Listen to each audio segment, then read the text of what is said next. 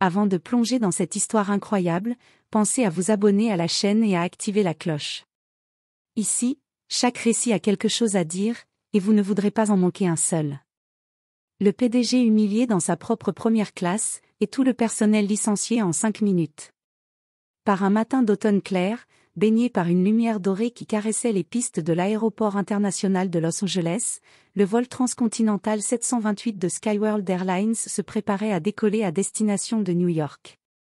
Le tarmac bourdonnait d'activités, chariots de bagages, véhicules de service, personnel en uniforme s'activant avec précision. À bord de l'appareil, un luxueux Boeing 787 Dreamliner, tout semblait prêt pour un voyage sans heurts. Skyworld Airlines s'était forgé une réputation d'excellence. Première classe avec lits inclinables, menu préparé par des chefs étoilés, services personnalisés. C'était la compagnie des élites, des PDG, des artistes, des figures d'État. L'équipage du jour, sûr de sa routine, déroulait les procédures comme des automatismes appris. Il ne se doutait pas qu'aujourd'hui ne serait pas un jour comme les autres. Car dans l'un des sièges les plus prestigieux, le 1A, situé près du hublot, au coin le plus discret de la cabine avant, se trouvait un homme que personne n'avait reconnu. Vêtu simplement d'un jean foncé, d'une chemise bleu clair sans logo apparent, et chaussé de mocassins en cuir usé, l'homme parcourait calmement un magazine spécialisé en aviation. Ses lunettes à monture fine glissaient légèrement sur son nez. Son visage n'était pas inconnu du grand public, pourtant peu de gens l'auraient identifié ainsi vêtu. Il s'agissait de Jonathan Miller, PDG et fondateur de Skyworld Airlines. Un homme dont l'histoire fascinait Wall Street et la Silicon Valley. Autodidacte, fils d'un mécanicien et d'une infirmière du Midwest, il avait bâti sa fortune seul. Parti de rien, il avait lancé Skyworld 10 ans plus tôt avec une vision radicale, une compagnie qui traiterait chaque passager comme une célébrité. Le succès fut fulgurant. Son empire était aujourd'hui évalué à plus de 12,5 milliards de dollars. Mais ces derniers mois, des signaux d'alerte étaient remontés à son bureau. Des témoignages de passagers traités avec condescendance. Des plaintes ignorées. Des rumeurs de favoritisme, d'abus de pouvoir, d'élitisme toxique. Trop nombreuses pour être ignorées. Alors Jonathan avait décidé de sortir de sa tour d'ivoire. Pas de suite présidentielle, pas d'escorte, pas de médias. Il avait personnellement réservé un billet en ligne sous une fausse identité, John Miles, nom de jeune homme de son père. Il avait désactivé sa carte de fidélité, refusé les privilèges VIP et demandé à embarquer parmi les passagers classiques. Pas de champagne d'accueil, pas de traitement spécial. Juste lui, son calme et son regard attentif. Il voulait voir de ses propres yeux. Il voulait entendre les vraies voix, celles qu'on n'entend pas quand on est PDG. Il voulait ressentir ce qu'un simple passager ressentait, quand il paye cher pour de la considération, et qu'on ne lui donne que du mépris. Dès qu'il posa le pied dans la cabine avant, Jonathan ressentit une chute brutale de température, non pas à cause de l'air conditionné, mais du regard glacial que lui adressa l'hôtesse principale. Tiffany Collins, la quarantaine stricte, silhouette anguleuse et regard inquisiteur, se tenait droite comme un piquet à l'entrée de la première classe. Son uniforme était impeccable, son chignon tiré au cordeau, et son ton immédiatement teinté de mépris. Elle le dévisagea rapidement, de bas en haut, comme on évalue un intrus dans un club privé. Lorsqu'il lui tendit son billet, elle y jeta à peine un regard. « Ce siège ne vous est probablement pas destiné, dit-elle, les sourcils froncés.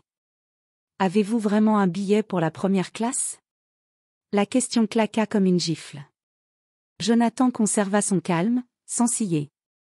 Son sourire était courtois, presque gêné. Il répondit avec une politesse désarmante. « Oui, tout est en ordre. J'ai réservé depuis 2 semaines. » Tiffany pinça les lèvres, comme si ce qu'elle entendait confirmait ce qu'elle soupçonnait déjà, un imposteur, un infiltré. Un homme trop simple, trop peu habillé pour avoir légitimement payé un siège à plus de 7000 $. Mais au lieu de vérifier, au lieu de scanner le billet comme le prévoyait la procédure, elle détourna les yeux avec un air agacé. Puis elle fit signe à son collègue, d'un hochement de tête discret, sans quitter Jonathan des yeux. Encore un petit malin qui veut tester les limites.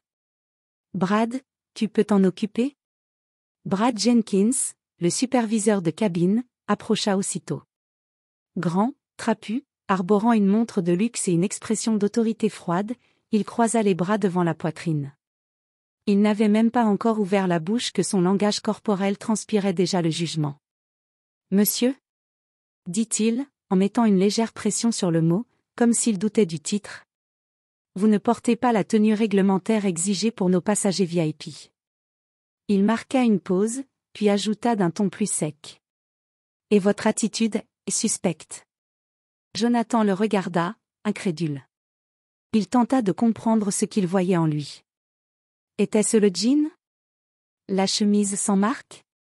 Ses lunettes ordinaires? Ou simplement le fait qu'il ne ressemblait pas à l'idée qu'il se faisait d'un client premium? Brad poursuivit, d'un ton plus ferme. Nous vous demandons de quitter ce siège immédiatement et de rejoindre la classe économique. Autour d'eux, quelques têtes se tournèrent discrètement. Des regards curieux, certains amusés, d'autres gênés. Une passagère bien maquillée plissa les yeux, se penchant légèrement pour mieux entendre. Une autre sortit son téléphone sous prétexte de consulter ses mails, mais la caméra était déjà activée. Jonathan inspira profondément. Il sentait la tension dans son torse, mais refusa de hausser le ton. Il ne voulait pas révéler qui il était. Pas encore. Est-ce que vous pourriez simplement scanner mon billet, s'il vous plaît, demanda-t-il avec douceur. Tiffany, restée en retrait, laissa échapper un soupir moqueur. Brad secoua la tête, agacé, comme si Jonathan représentait un problème gênant dont il fallait se débarrasser vite. On ne va pas perdre du temps avec ce genre de comportement, dit-il sèchement. Puis il ajouta, cette fois plus fort, avec autorité. Si vous insistez, on appelle la sécurité. Un frisson parcourut l'échine de Jonathan. Non pas de peur, mais d'indignation contenue. Il n'avait jamais été traité ainsi, pas même à ses débuts, quand il voyageait en autocar entre le Nevada et l'Arizona. Lui, le fondateur de cette compagnie. Lui, qui avait conçu ses sièges, choisi ses plateaux repas, instauré les normes de service. Devant les regards médusés de plusieurs passagers, la scène prit des allures de tribunal public, sauf qu'ici, il n'y avait ni juge ni défense. Seulement un homme debout, confus, face à deux membres d'équipage persuadés de leur supériorité. Quelques personnes, sidérées par l'attitude du personnel, sortirent discrètement leur téléphone. Ils faisaient semblant de texter, mais les caméras étaient bien en marche. Ils savaient qu'il assistait à quelque chose d'inacceptable. D'autres regardaient sans oser intervenir, trop intimidés par l'uniforme ou trop habitués à ce genre de traitement quand on ne correspond pas au décor. Jonathan, lui, restait impassible. Il n'implora pas, ne protesta pas. Il accepta leur humiliation comme un miroir froid. Il comprenait, dans chaque mot, chaque geste, le gouffre qui s'était creusé entre les valeurs qu'il avait voulues pour sa compagnie, et la réalité de ce qui s'y jouait aujourd'hui. « Veuillez nous suivre, monsieur. » Sans répondre, il suivit Brad et Tiffany jusqu'au rideau qui séparait la première classe du reste de l'appareil. Ils ne lui offrirent aucun mot de respect, aucune excuse. Juste un ton sec, une posture autoritaire. Ils le guidèrent comme on escorte un passager suspect, avec une légère distance, comme s'il était un risque à écarter. Les passagers de la classe affaires, puis de la classe économique, se retournèrent à son passage. Certains crurent à une erreur, d'autres à une affaire de sécurité. Personne ne le reconnut. Et c'était bien là le but. Jonathan s'installa dans le dernier rang libre, près des toilettes. Le siège était étroit, à peine inclinable, coincé contre la paroi. Il ne fit aucun geste pour se plaindre. Il posa simplement ses affaires à ses pieds, et s'enfonça dans son fauteuil avec une dignité tranquille. Silencieux. Mais son esprit, lui, était en ébullition. Il observa. Pas seulement l'espace. Pas seulement les visages. Il écoutait l'âme du vol. Il vit comment Tiffany servait les passagers fortunés de première classe avec des sourires tendus, uniquement destinés à ceux qui portaient des montres suisses et des tailleurs de créateurs. Il la vit ignorer un vieil homme qui peinait à ranger sa canne, le laissant se débrouiller seul, visiblement mal à l'aise. Il vit une jeune mère, au rang 37B, tenter tant bien que mal d'endormir son bébé hurlant. Les sanglots du nourrisson étaient accompagnés par des regards exaspérés d'un steward, qui fit mine de ne pas les voir. À aucun moment, Personne ne vint lui proposer une couverture, une bouteille d'eau, ou un simple mot de soutien. Il entendit les rires étouffés qui fusaient depuis le Galeis, derrière le rideau. Des éclats de voix, des plaisanteries à peine murmurées, des commentaires sarcastiques sur les passagers. Encore un qui pue l'après-shampoing discount, rang 42. Sérieux, qui prend un vol premium en survêt? Il croit qu'on est dans un Uber? Jonathan ferma les yeux. Il n'avait jamais autant ressenti de tristesse mêlée à colère. Cette cabine, ce ciel, cet uniforme, tout cela devait représenter la promesse de dignité. Le rêve d'un transport humain, élégant, accessible avec respect. Mais ce vol 728 qu'il avait rêvé être une vitrine de fierté, était devenu un théâtre de mépris. Un spectacle où le costume du client comptait plus que sa dignité. Où les sourires n'étaient pas sincères, mais stratégiques. Où l'apparence décidait du traitement. Il comprit alors que le mal n'était pas ponctuel. Il était systémique. Et cela, il ne le pardonnerait pas. Le roulement sourd des roues touchant le tarmac de JFK signala la fin du vol 728, mais pour Jonathan, c'était le début de quelque chose de beaucoup plus grand. Tandis que les passagers se redressaient, remettaient leurs ceintures, attrapaient leurs bagages cabine et discutaient de leurs plans à New York, lui ne bougea pas immédiatement. Il fixa longuement le siège devant lui, les bras croisés, le visage fermé. Puis il inspira profondément, comme un homme qui vient d'avaler une vérité amère. Lorsque le signal lumineux s'éteignit, il se leva lentement, attrapa son téléphone, et composa un message, chaque mot pesait comme une lame affûtée. À Rebecca Taylor, assistante personnelle.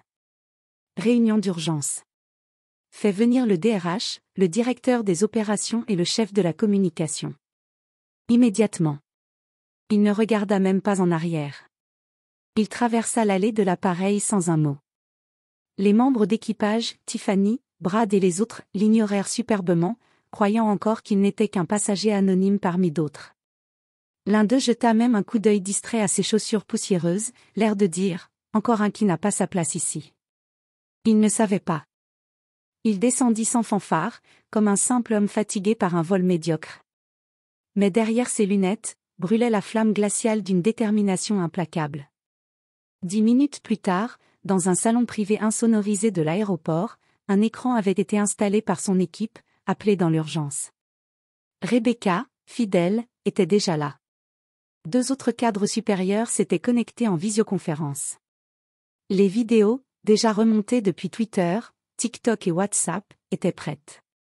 On y voyait tout, l'humiliation en première classe, l'attitude hautaine de Tiffany, les remarques méprisantes dans le Galeis, les rires pendant les pleurs d'un bébé. Jonathan, assis face à l'écran, poings serrés, regarda chaque image avec une douleur contenue. « C'est donc ça » murmura-t-il. « C'est donc ça, le « service 5 étoiles » que nous promettons ?» Son visage restait impassible, mais ses mâchoires contractées trahissaient la tempête intérieure. Il ne voyait pas que des erreurs. Il voyait une trahison complète des valeurs qu'il avait inculquées. Respect, écoute, élégance, humilité, tout avait été piétiné. Il se redressa lentement, fixa Rebecca dans les yeux, et dit d'un ton glacé. « Prépare le communiqué. Tu peux inscrire ceci, mot pour mot. » 12h34, le couperet tombe. À compter de maintenant, tout le personnel de cabine du vol 728 est suspendu de ses fonctions avec effet immédiat. Une enquête disciplinaire est ouverte. Aucune exception. La priorité absolue est de restaurer la dignité de nos passagers. 5 minutes. C'est tout ce qu'il fallut. 5 minutes pour que les terminaux internes de Skyworld envoient des alertes. 5 minutes pour que les badges d'accès soient désactivés. 5 minutes pour que le nom de chaque membre de l'équipage du vol 728 soit temporairement rayé du système opérationnel. Puis, comme une traînée de poudre, les vidéos filmées à bord commencèrent à exploser sur les réseaux sociaux. CNN interrompit sa programmation régulière. Le PDG humilié dans sa propre compagnie, il réagit en renvoyant tout l'équipage. Forbes publia une tribune virale. Jonathan Miller, le PDG qui a testé sa compagnie incognito. Résultat, licenciements immédiats. The New York Times, plus analytique, titra. L'arrogance de l'équipage a coûté leur poste et peut-être bien plus à l'industrie. L'opinion publique, d'abord choquée, bascula vers l'admiration. On salua le geste radical, le courage de ne pas protéger les siens, et la capacité d'un dirigeant à s'exposer pour mieux corriger. Le lendemain matin, Jonathan s'adressa au monde dans une vidéo sobre, tournée sans décor grandiose, postée sur la page officielle de Skyworld. Pas de cravate. Pas de discours rédigé.